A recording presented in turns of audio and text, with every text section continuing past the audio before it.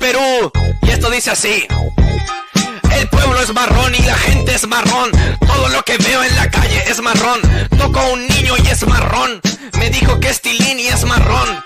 Por la calle voy caminando y todo es marrón. El cielo es marrón, la gente es marrón. El árbol es marrón y todo es marrón. Y no lo puedo creer, todo es marrón. Me vuelvo loco por el marrón, me vuelvo loco por el marrón. Me vuelvo loco, me estoy volviendo marrón.